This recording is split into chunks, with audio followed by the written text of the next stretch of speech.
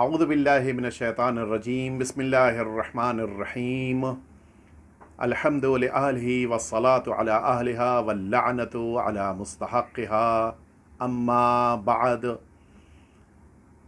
فقد قال اللہ الحکیم فی کتابہ المبین شہر رمضان الذی انزل فیہ القرآن۔ قرآن مجید نے اس ماہ مبارک رمضان کی فضیلت کو واضح کیا ہے اور یہ بات لوگوں تک پہنچائی ہے کہ اس مبارک مہینے کو پروردگار نے نزول قرآن کا مہینہ قرار دیا ہے۔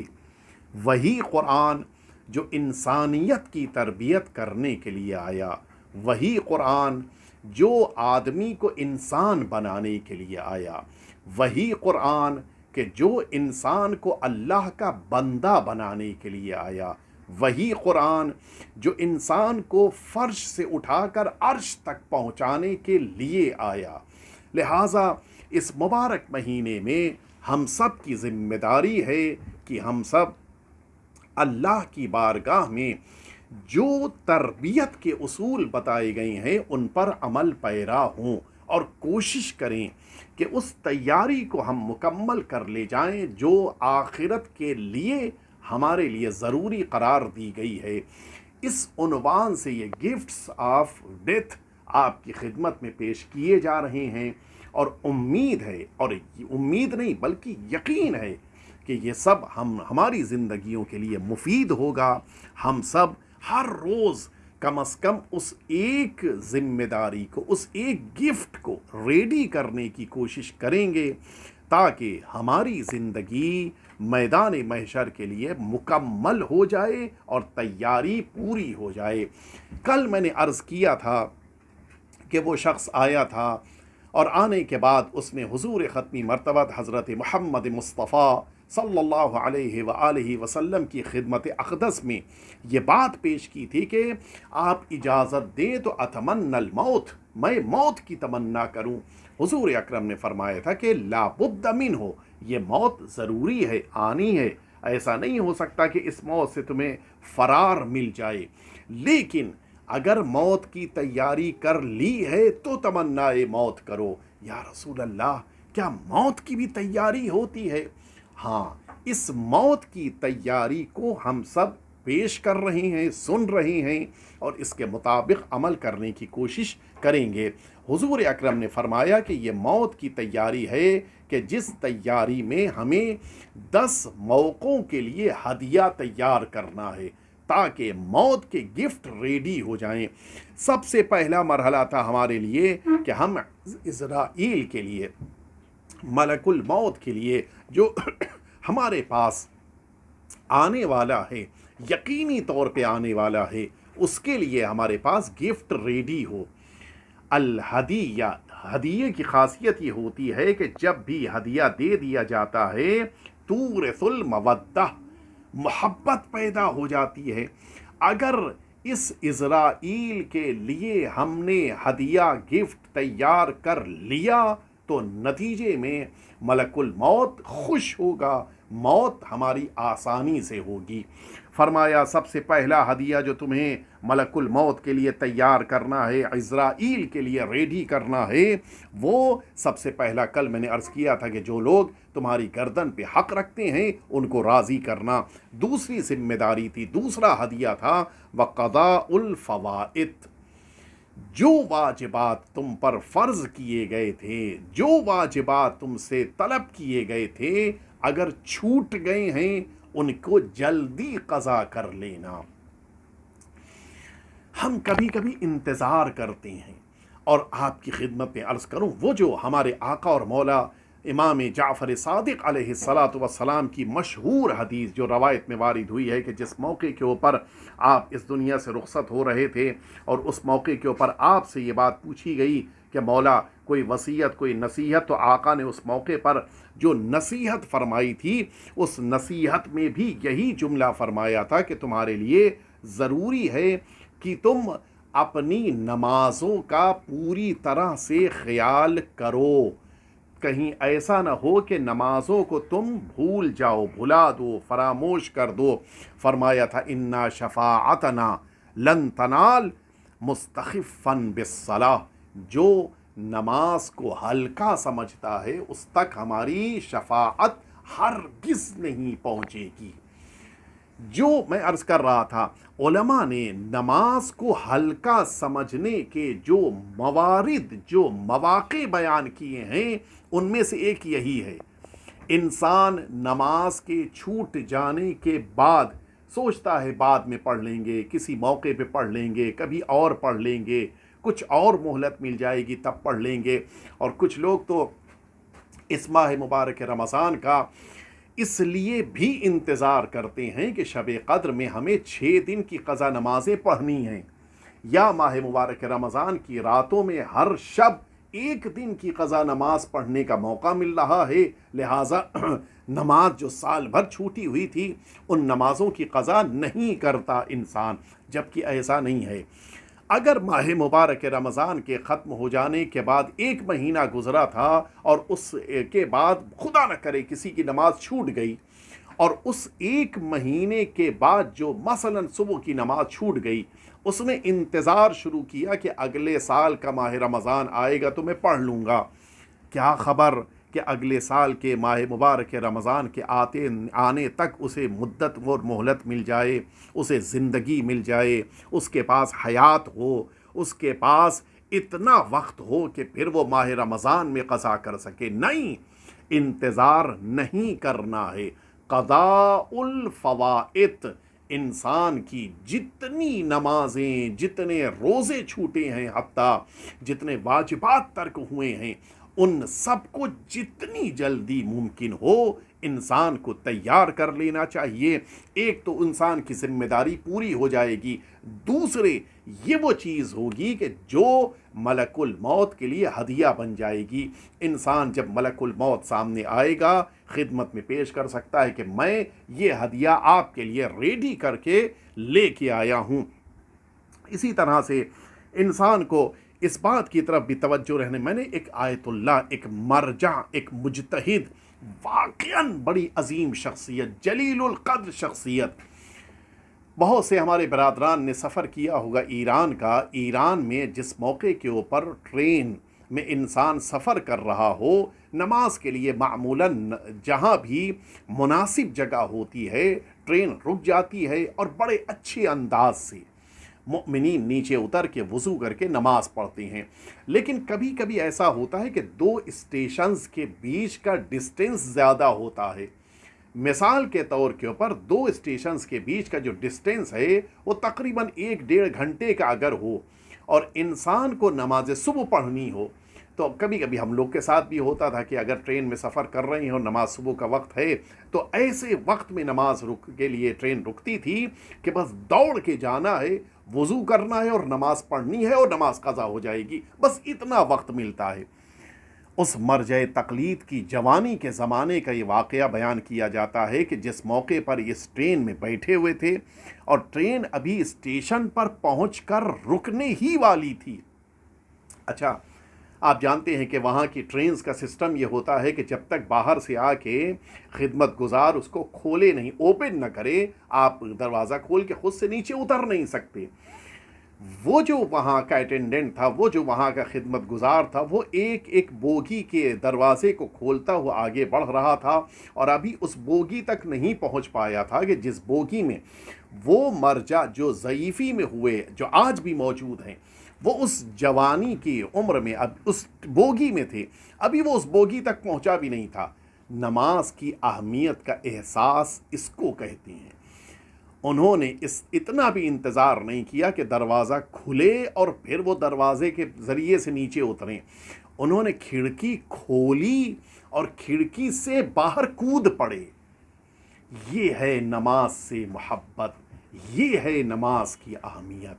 और अगर इंसान इतनी अहमियत कि कहीं अगर 2 मिनट की ताख़ीर हो जाए तो कहीं नमाज क़ज़ा ना हो जाए, इतना ख्याल नमाज सुबह का, ऐसा इंसान आगे बढ़कर मरजे तक़लीद बनता है, ऐसा इंसान शरीयत का ज़िम्मेदार बनता है। और उसके बाद फरमाते हैं हुज़ूर अकरम के तीसरी چیز جو انسان عزرائیل کے لیے، ملک الموت کے لیے ہدیہ قرار دے سکتا ہے، وَالشَّوْقُ إِلَى اللَّهِ، اللہ کے لیے اس کے اندر شوق ہونا چاہیے، اللہ سے ملاقات، اللہ کی خدمت میں حاضر ہونے کا جذبہ اس کے اندر ہونا چاہیے۔ اور اگر یہ چیز انسان کے اندر پیدا ہو جائے، آپ یقین جانیں جب بڑے سے محبت ہو جاتی ہے تو پھر چھوٹے موٹے سے انسان دل نہیں لگاتا۔ من احب لقاء اللہ احب اللہ لقاءہ، جو اللہ سے ملنے کا شوق رکھتا ہے اللہ اس سے ملنے کا شوق رکھتا ہے۔ ومن، لیکن اس کے برخلاف وہ انسان جو اللہ سے ملاقات کا اشتیاق نہ رکھتا ہو، ومن کرہ اللہ لقاءہ، جو اللہ سے ملنے کا شوق نہیں رکھتا، خدا بھی اس سے ملنے کا اشتیاق نہیں رکھتا، ناپسند کرتا ہے اس سے ملنا۔ فرمایا من احب لقاء اللہ سبحانہ وتعالی صلا عن الدنیا، جو اللہ سے ملنے کا شوق رکھتا ہو وہ دنیا سے منہ موڑ لیتا ہے، پھر دنیا کی طرف متوجہ نہیں ہوتا۔ فرمایا سرکار امیر المؤمنین حضرت علی ابن ابی طالب علیہ الصلاۃ والسلام نے کہ وَإِنِّي إِلَىٰ لِقَاءِ اللَّهِ لَمُشْتَاقٌ، میں اللہ سے ملاقات کا شوق، شدید شوق رکھتا ہوں۔ اور اسی لیے چھٹے امام جعفر صادق علیہ الصلاۃ والسلام نے فرمایا کہ القلب حرم اللہ، اللہ کا حرم ہے یہ دل، فلا تسکن حرم اللہ غیر اللہ، دیکھو ہرگز اللہ کے گھر میں کسی اور کو نہ بسا لینا، صرف اللہ کی محبت، صرف اللہ کا اشتیاق ہمارے دل میں ہونا چاہیے۔